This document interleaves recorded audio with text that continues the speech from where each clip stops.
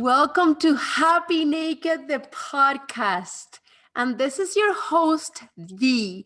I am the founder of Dee Health and Fitness, creator of Naked Fit online program, and author of the book Happy Naked, which is a straightforward 5-sense guide to loving the skin you're in and feeling that energy in all areas of life. I discovered in the last few years that one of my missions, because I have few in life, is to bring to light taboo conversations, the naked truth, all through raw stories. I want everyone to be happy in their own nakedness.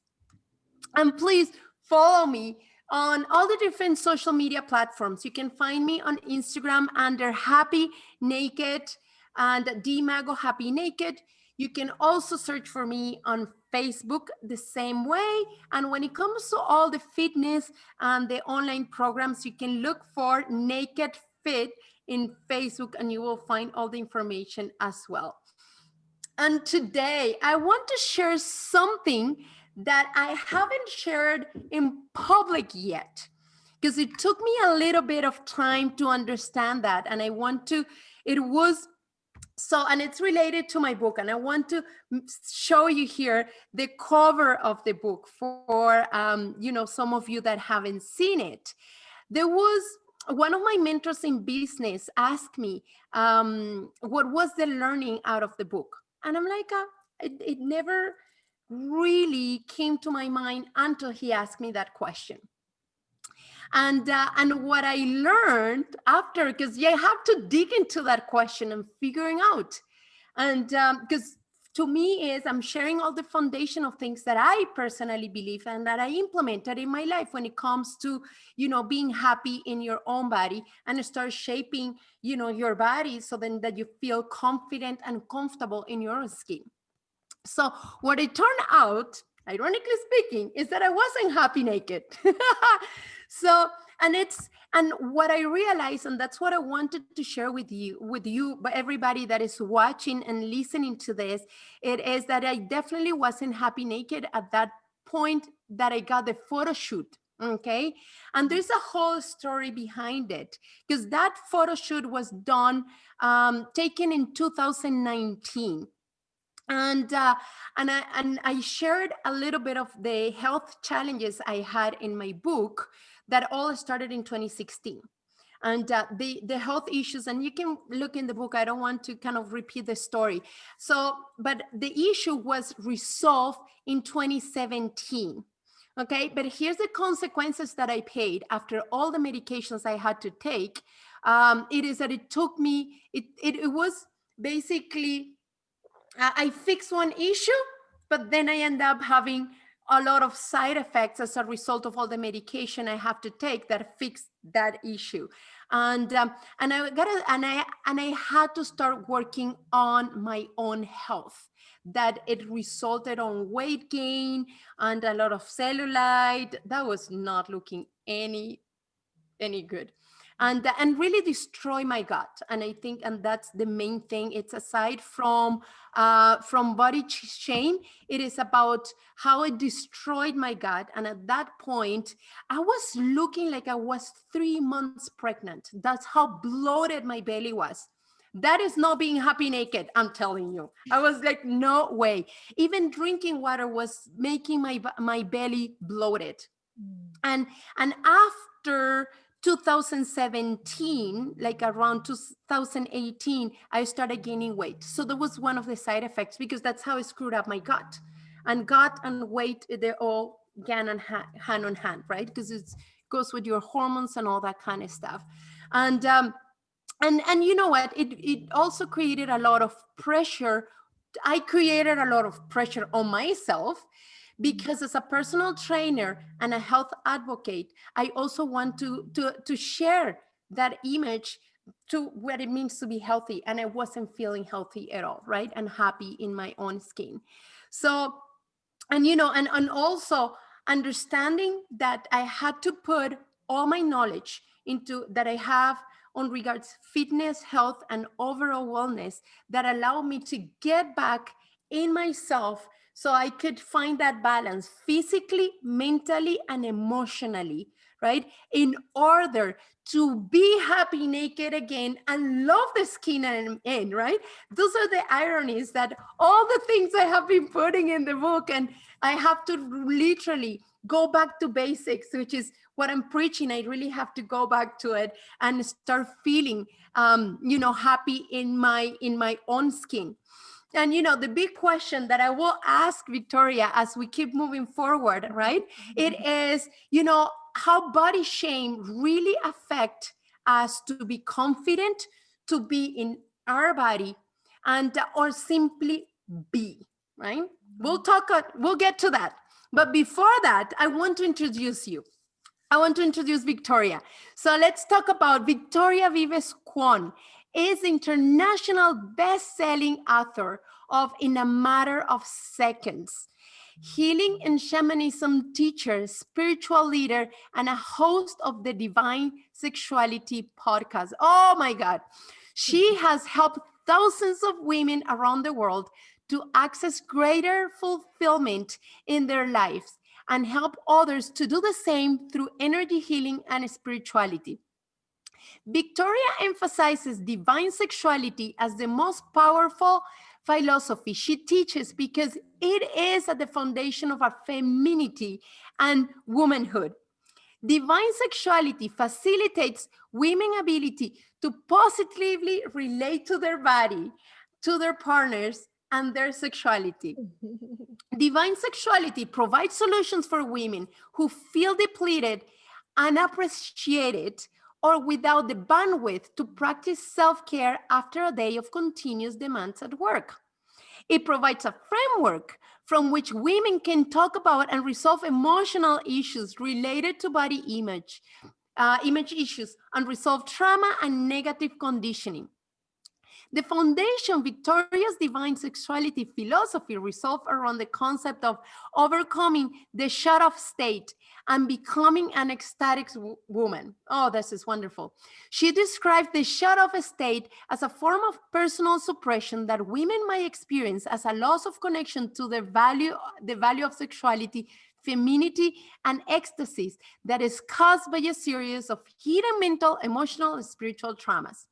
By understanding and resolving these traumas, women can move into the ecstasis experience in which a woman nature is encouraged to flourish as defined to robust health and happiness in life, purpose and relationship, and often punctuated by multi-orgasmic sex. Oh my God, this is so exciting. Welcome, Yes. Victoria. Thank you very much for saying hell yes once again to my invitation. So excited to be here with you, Dee. I love your energy. I love the work you do. And thank you for sharing your story through writing your own book. That's so powerful. And thank you. I really, really appreciate the fact that you're here today. And when I had you in the master class, I know it created a huge impact because I still today getting people telling me about what you shared in that master class, and so this is a very, very impactful work that you're doing, and in my opinion, and I want you to start getting into that. In my opinion, is we have been we're living still in a very masculine world, right? Which is why a lot of women feel empowered. We need to but it's always from the masculine. And I'm doing this is because definitely that's exactly what we're working on. It's always like, yes, we are here. We can do it, instead of let's enjoy, all that kind of stuff. So it is a whole different energy by coming from, yes, we can do this together, than being in our body. So how can we start getting into that with all the knowledge and wonderful experience that you have? Thank you for saying that. I love that you bring that distinction because, yes, in our culture, we are tending always toward the masculine, toward that overachieving aspect, toward how we can be more intelligent in our minds, but not in our bodies. And there is an intelligence in our bodies that is so essential. So, if we want to, as women, truly embrace our sexuality, I mean, we have to feel really our body and our presence in our bodies is the vehicle for our souls, and it's the vehicle for also our emotions and everything that we experience and how we perceive life. If somebody doesn't feel good in their bodies, they're not going to have a good experience in any of the realms of their lives. So that means somebody is very focused on business, but maybe they go to a meeting, they feel insecure. Am I looking pretty? This does these clothes make me look good? How is my hair? All of this is putting our mind out of where it has to be, because we are so uncomfortable and we are not connecting with something that is so essential. So I love what you were doing. You were talking and moving and expressing, and I feel that that's very representative of us as Latin women. So we have this tendency of really expressing through our bodies. And I feel that sometimes we lose a little bit of that. I know that for myself, sometimes in certain circles, it looks like to look more intelligent, we have to be more like this, like more boring, more like academic, and that doesn't relate to intelligence. There are many, many sides to intelligence. And there is intelligence that is actually about dancing, how we have awareness of our bodies, our space around us, our environment. So there are many kinds of intelligences, and we are pushing down some of those aspects.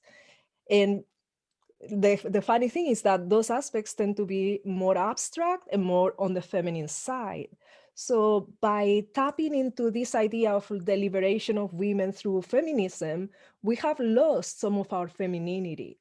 So we want to make sure that we start recovering that and start really connecting. That's why I love to connect with you, because together we're bringing this message. And I'm sure that many of the women will resonate with this. And then we can create almost like this resonance together and start bringing this as something that we do on a daily basis, remembering our feminine side and going a little bit from the mind into the body.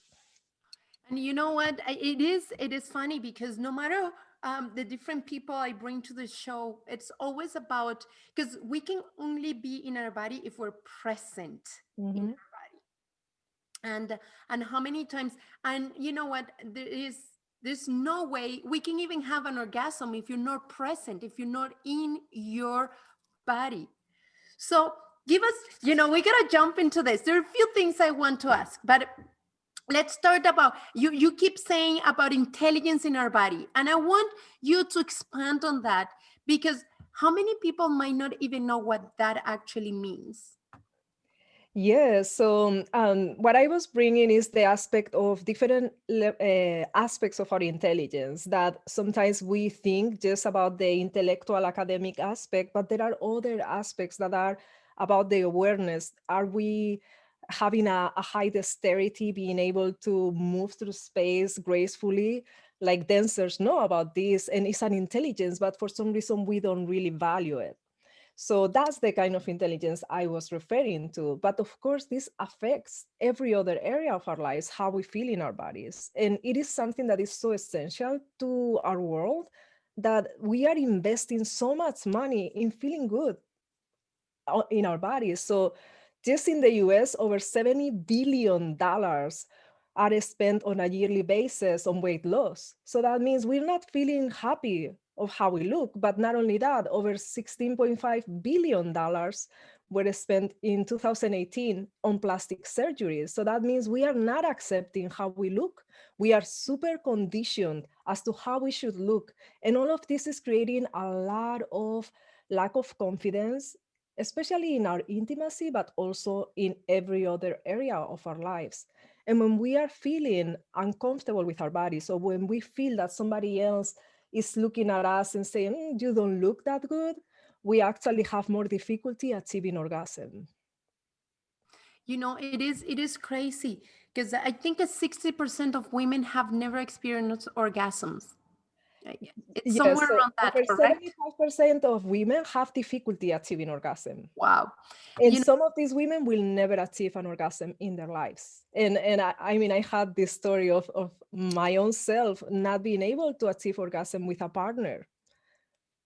And it took years and years and years. Now it's different. Yay! Yes, yes. You know, But it's and so that's frustrating. It's really, so frustrating. Like you're there and you're like, "Ah, I want to experience it. I want to experience it." Nothing. And it's year after year, and it becomes really overwhelming. So even though it's not like the objective necessarily, and the best is to be in the moment, in the relationship with your partner, still, why this is not something that we are talking about, caring about. It is important. It is important because it has a lot of important health benefits, especially bonding with our partners. If we want to develop a strong relationship with our partners, there is nothing like the orgasm to bond us together.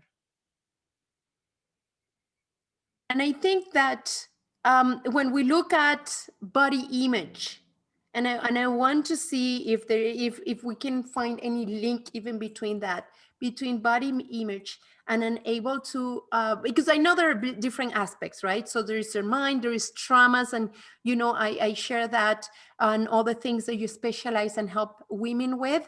But even trauma, it is a very, very deep topic, right? It is. And because i I understand that everyone experience life differently, and what trauma is to you might not be to me, and but we're still holding that in our body. And at the same time is how can we be happy in our own body, right?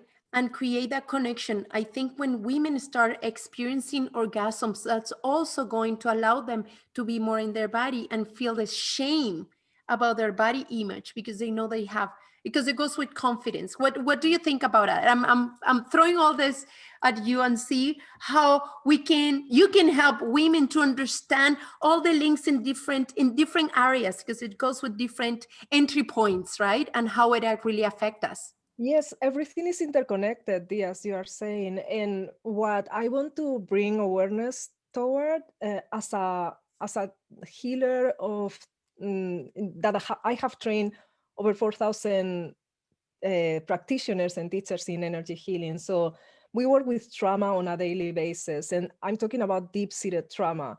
So what happens most of the times is that many women are carrying the burden of trauma that they have forgotten or they don't realize they're carrying.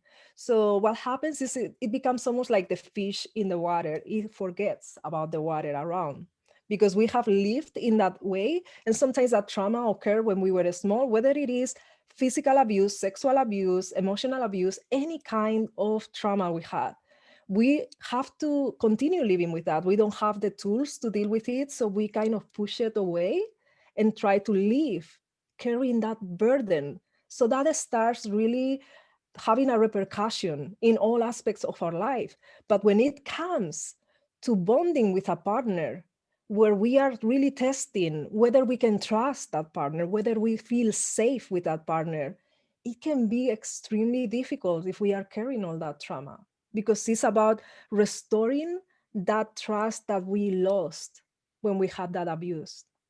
So because of that, my work is sometimes not so much about like, oh, that's yourself in this way or that way, but it's like, okay, let's go and really revisit whatever needs to be transformed, released, so that you are a free woman once again, so that you can connect with your partner from a new, clean slate, instead to bring all of this into the bedroom, all these stories, all this abuse of all this trauma, or all this discontent with our own bodies. How are you going to feel comfortable with a partner if you don't feel good naked?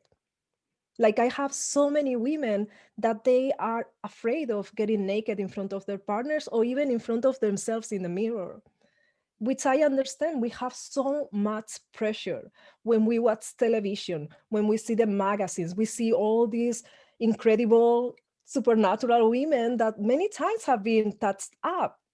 So we compare ourselves to that and we think that that's the true beauty, but it's not. It's just a tendency that in 20 years will be different from what it is today.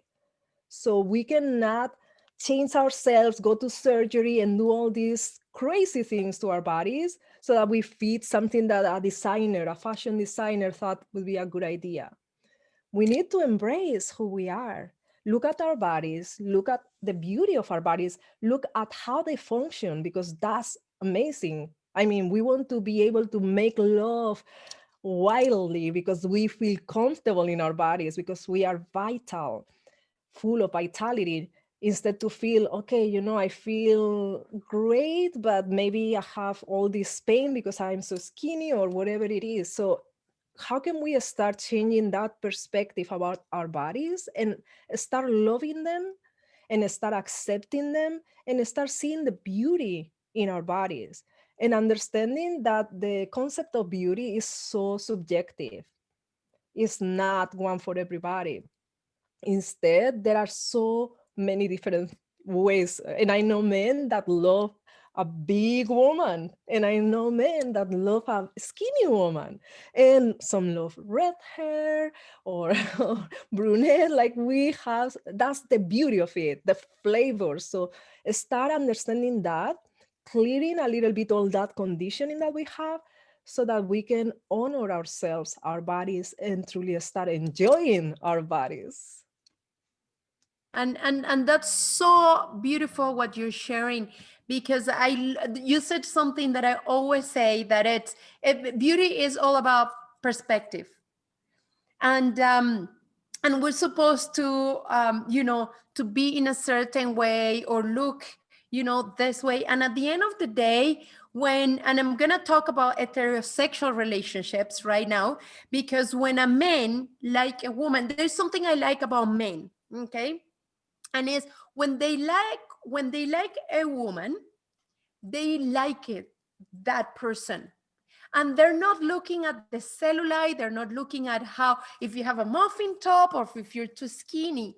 And I find that a lot of women judge themselves, thinking that everything that is going through their head is what the guy is like thinking about. Normally that is not even the case. Guys, they're just, I love you, and they're like and we are the ones that end up judging ourselves, because the guy truly is loving you exactly in the way you are. Otherwise, they wouldn't feel attracted to you in first place, because guys are Mhm. very visual, right? So they see something, it's like that hunter, right? And they see something, and that's what they feel attracted to, and that's what they're going for. And but then us, we go through all this different judgment, and it's just crazy. We're So so tough on ourselves. We're so tough on ourselves. And, you know, it's what you say. It's more about the energy. I mean, if you feel just hot about yourself and excited, the man is going to feel that, or the woman, whatever it is. So they're going to feel that. And another thing is that also sometimes they don't even notice the details. Like, how many times we start, oh, I'm going to make this with my hair and my makeup. 2 hours after, hi, honey. And he's like, it's all the same. It's all the same. and then the woman gets mad because he don't see all the 2 hours of work. But it's what you're saying. I love it, because for them is, you're beautiful. You're always beautiful to me. Like, honestly, this is the best example, because it's so true. Oh my God. And I also want to mention another thing, because that what we're talking about is taking back to what you said about restoring the trust. Because we are, by thinking that way, we're not trusting what the other person is telling us. And that's going to create conflict for bonding. You have been talking about all these little things, and but they're not very little. And but then it's how is that affecting us? But how can we, what are the how can we start that journey? Because I think that is the most difficult thing, is how how do we know that that's not normal?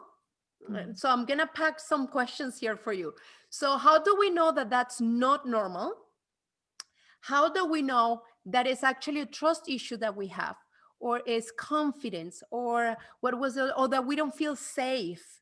So how can we identify? And from that, I think once we identify something, then how can we ask for help or look for help? Yes. So for women that are already searching this information, finding your show, finding my podcast, they're already on the path because they are noticing things could be better. So they're okay, but things could be better. And in the beginning, it's almost like an intuition that we have. We don't know exactly what we're missing because we never experienced how it is to have a wholesome experience with our partner. So we're kind of aware that something is happening and just follow that intuition. And as you start connecting and listening to this show, to my podcast, then start paying attention. What cuts your attention? What is that resonates with you? And start seeing when you are in your bedroom with your partner, sometimes it's like the desire, the passion is like it overtakes and you're not in your mind any longer. But as soon as the mind comes in and those negative thoughts start putting down your desire of making you feel a little bit insecure, make sure to reflect upon that and see how you can start transforming it. So, of course, this normally is easier done with somebody helping you, whether it is Dee or myself or somebody that you trust that you can work with, that has gone through the process of healing themselves so that they can help you. They understand how you can do it as well. But even if it is by reflecting upon it and start seeing where does this come from?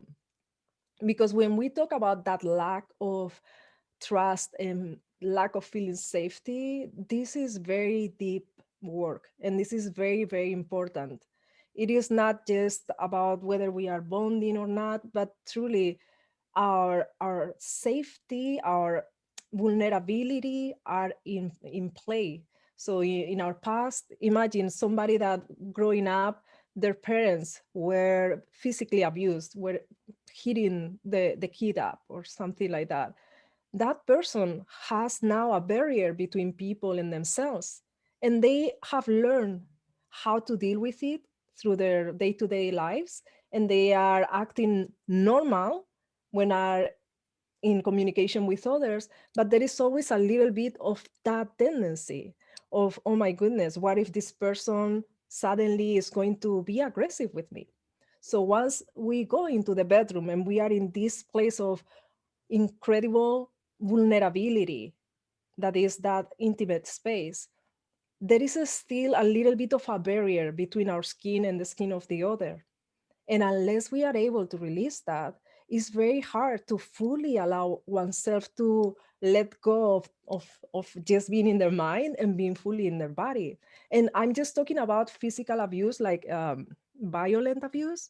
But if it has been sexual abuse, then we go even deeper because now we're dealing with the exact same thing that almost like stole their innocence and stole their trust and there's feeling of safety. And now we are trying to go through sex, through intercourse, through whatever we are sexually doing, when we have on the back of our minds and sometimes push into our subconscious, but our bodies remember.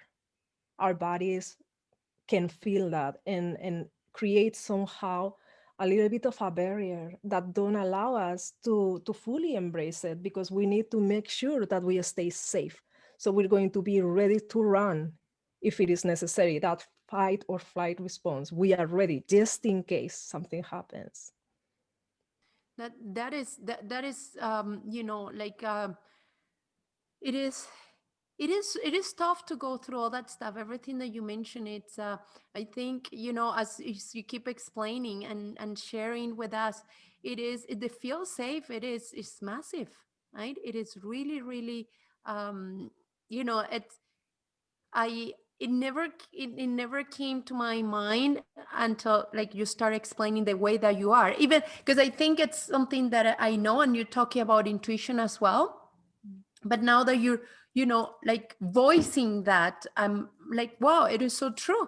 Mm. Because when we feel safe, then when we are in that intimate space, then we're more comfortable, we're more confident, we're vulnerable. and all these things start flowing, but you're good, like you're enjoying, like you're truly having pleasure and whatever intimacy means to someone, right?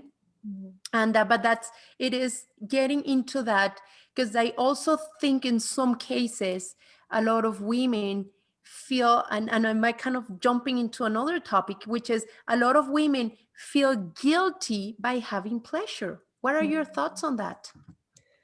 Yes, we have this idea that we cannot be self-centered and that we should be always giving to everything. And by nature, we are like that as women. I don't know you, but most of the women I know, including myself, we get up and the kitchen is disorganized. Oh, of course, we're not going to take care of ourselves. We need to organize the kitchen. Somebody's asking us for that. Oh, I have to answer this email. Like, we don't give that time to ourselves. So every day we have a certain amount of energy and we start giving it to everything freely. And then at the end of the day, we don't have so much for ourselves. So this is where the problem starts. And then we are almost like celebrated when we are non-selfish or non-self-centered.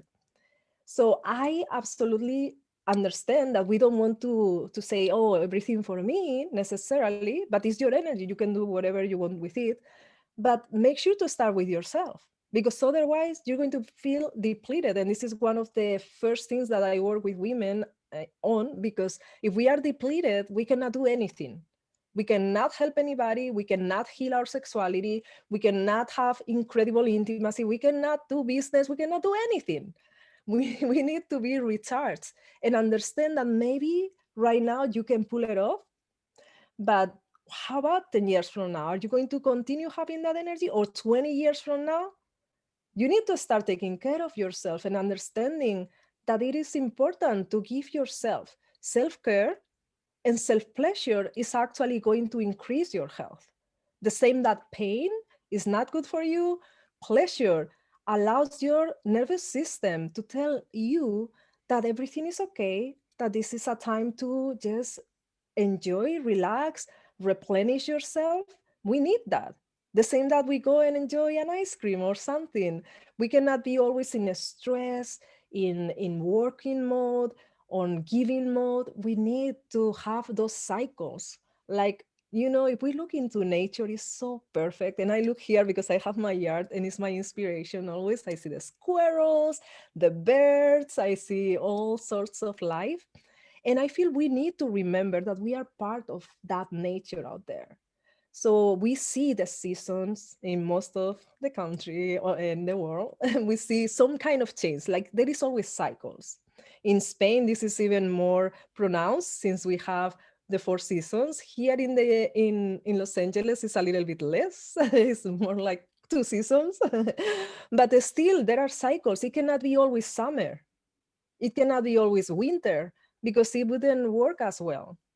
And when we see that, like in the North Pole or places like that, we don't have the vegetation that we have in these places because it thrives with those cycles, with those changes. So for us, it's the same. If we want to be able to give to others, to give to our business, to give to our home, our families, we have to have a moment to have that self-love, self-pleasure, and that will make us even more generous with the pleasure of others, with the well-being of others. So super important to start kind of changing this. And I feel that the new generations have much less problem with this. Yes, I can definitely see that. And I also think that for us women, when we become moms, that also shift as well. And there is some guilt around having pleasure, because it's like, oh no, I gotta take care of my kids, or I have to do this, or I have to do that. And then that's when we start changing our priorities, which it has to happen for a period of time, because a baby depend on us, the mom, or the parents, right? That tribe, that support, that feeling safe, because that's what it coming from, bonding, feeling safe. It comes from that time in our lives. And however, a lot of women, and it is they just get stuck in that mode. And I also find that all these women that become moms and then you have multiple kids, it is you just kind of get stuck into that. I have 3 kids in about 4 years, 4 to 5 years, and it's I never got the opportunity, only once out of, because between my oldest and my middle one, they're about 2 years, 2 to 3 years apart. So I had the opportunity to kind of catch up on that. However, by the time that I have my second one, then oh, gone, boom, it's a switch, pop. Then your mama bear, it's all about that protection, nurturing, and but in a different way, right? And then when I had my third child, I never had the opportunity, because by the time that my middle one was 8 months old, I found out I was pregnant with my third child. Mm. And so I never had the opportunity. So I kind of jump into one thing and another. And that's another thing that is really important when we take that role, is that yes, it has a moment and place, but we cannot get stuck into that. What are the things that you suggest or recommend? Because women, it's like when I hear women after 10 or 15 years, oh, this is the baby fat. I'm like, that's no baby fat anymore. Like, no, no, no, no, no. Don't blame it on your pregnancy at this point, right? So, but that's kind of where a lot of women get stuck in their mind, right? Because Mm. they stay in that mom role and forgetting that before they're a woman, right? They're an Yes. individual. So how can we start helping all these women, other than we need them to contact you, but how can we start that process? Yes, super important. I have women I work with both in Spain and here in the US. And when they have this connection with the role of being a mother, which is essential when you have kids, they sometimes disconnect from the role of being a lover. So it's super important to understand that as women and even men, we have multiple facets. So one wouldn't need to take the other one. But because for a period of time it's so necessary to put all our efforts in the role of the mother, some women actually feel guilt from becoming the lover at the same time, and they push them apart. Whereas what would be important is to nurture both of them. And the reason why is because the core of the household is going to be, the core of the family is going to be the mother and the father. And our kids are going to learn from what they see in their parents. So we want to understand that by taking that time, even if it feels guilty in the beginning, just think of your kids, what you want to pass down to them. Do you want to pass down to them that give oneself time and pleasure is bad? No, I'm sure you want your kids to thrive in their lives. So the only way to pass this down to them is to lead by example and saying, okay, I have my role as mother, and I have my role as a woman and a role as a lover. And I'm going to teach my kids this by example so that they can see it, because we can tell them, take care of yourself. But if they see us do something different, they're going to learn more what we do than what we say. It is definitely like profound. And on the other side, the one situation I was a long time ago, it is, um, I gotta say that I always did my best at finding and having that balance, right? Even though that I have my kids, but always like, I like to party, right? I cannot go with the club with me to the club with my kids. So it's still going to the club because it's part of who I am and what I like, right? And separating that, I think I was quite good at it. However, we're still judging ourselves as women between our women community, and it's very unfortunate, because I'm gonna share something that happened to me, where my son, which is the youngest of the three, it was about a year old, and then I was going through very, very tough times, right? I was very I think that's one or the second time that I was quite depressed in my life, right? And I was not feeling good at all emotionally, and I was still married at that point, and my ex suggested that why I don't go and visit my best friend in Mexico. So we're childhood friends, right? And we were going through tough times, the two of us, right? So that's why he suggested that I might needed a break and just kind of figure it out so we could fix our issues. And so I said, "Are you sure?" Because the kids were still very little, right? And he's like, "Yeah, I can take care of the kids, no problem." So I booked my trip and all that kind of stuff. So I'm having a conversation with one of my good friends at the time, and I'm saying that, you know what, I'm going to Mexico to visit my childhood friend. And she goes, "And who's going to take care of the kids?" Mm. And I'm like, "Their dad." "But you're not supposed to do that because you're the one that needs to take care of them." I'm like, "We did this together, and Mm. I trust him as a dad. And for me, that's more important than anything, that I know he's going to take care of the kids perfectly in his own way, not my way." and and that's it. And I felt really, really bad after that, because those are the positions that we put ourselves as women when we're judging each other. And it goes with, that we're not allowed to have pleasure, or we're not allowed to enjoy because we're moms. So we're supposed to still be in that, step into that role, instead of allowing the space to have pleasure, to enjoy life. That is how, and you explained that nicely as well. So then in that way, we also are able to become that, like, focus, that it can hold also the family together, because we are in a good place ourselves, right?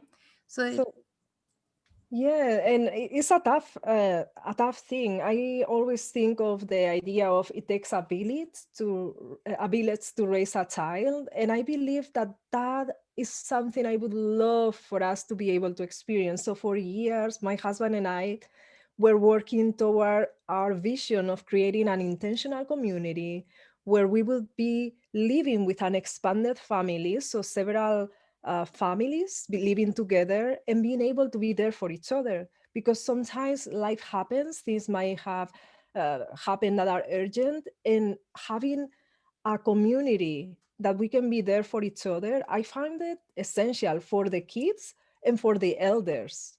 And for us in the middle as well. But I feel for kids and elders, this would be life changing, because the elders become now a very important part of the tribe, especially for the kids.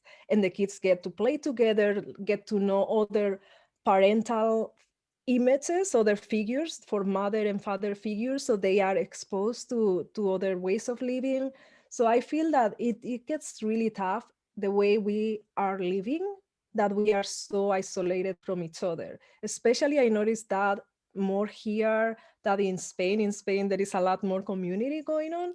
yeah. And I feel that as human beings, we are social animals, and we could really benefit from bringing that much more. That's why one of the aspects that I share in my Divine Sexuality ebook is about the sisterhood. Like, we need sisterhood. We need to support each other. We need to be there for each other, to have a group of women that we can nurture each other, because it gets lonely, it gets hard, and we need that support, and we can be here for each other. Yeah, and it's key.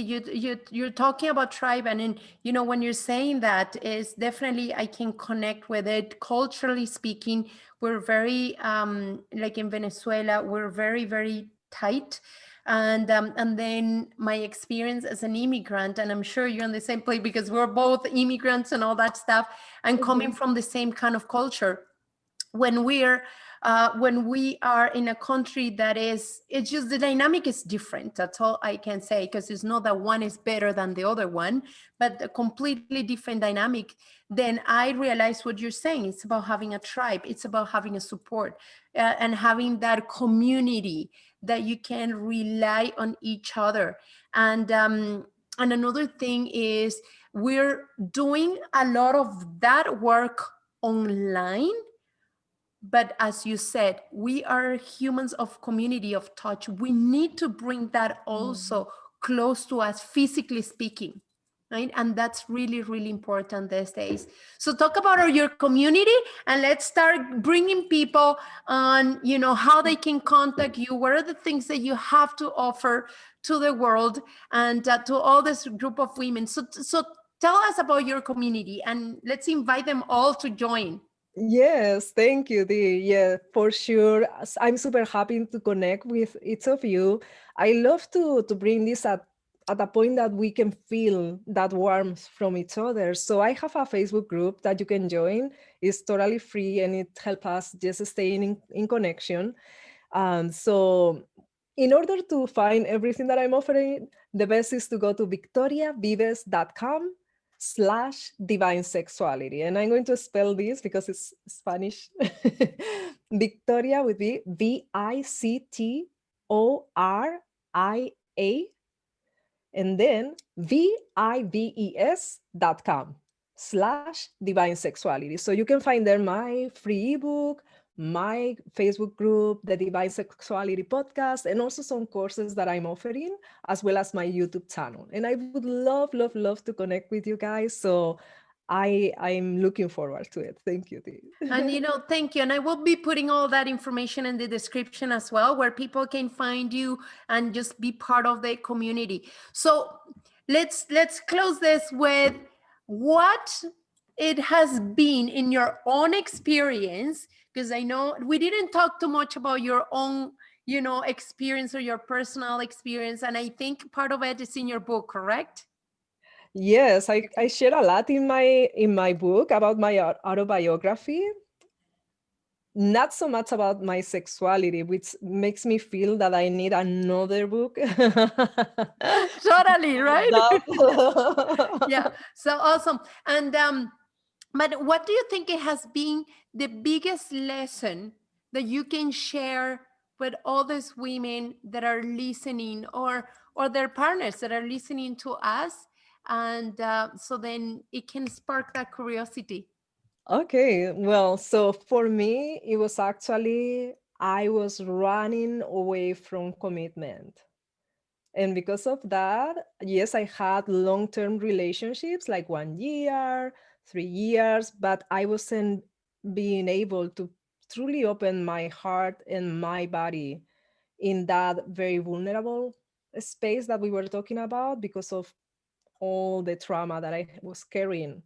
So a partner kind of defy me, like challenge me, like, you are afraid of commitment. And those words were the beginning of a change in my life, and saying it is true. So facing our fears many times is going to bring the greatest transformation, because I realized about that. And then my purpose was to find the men I would be married to, and in that way committing. Now I'm married for 13 years, and then I have to face all of my fears, all the things that I would never want to face. I have to, but thanks to that, that's when I started having orgasms with a partner. Oh my God. Oh my God. Definitely, there's so much to talk about. You're making me think about when you're saying running away from commitment. And I have been in that place. Like, honestly. And I have been on the other side of the story, where I was expecting people to be committed to the relationship that we were in, and that wasn't happening.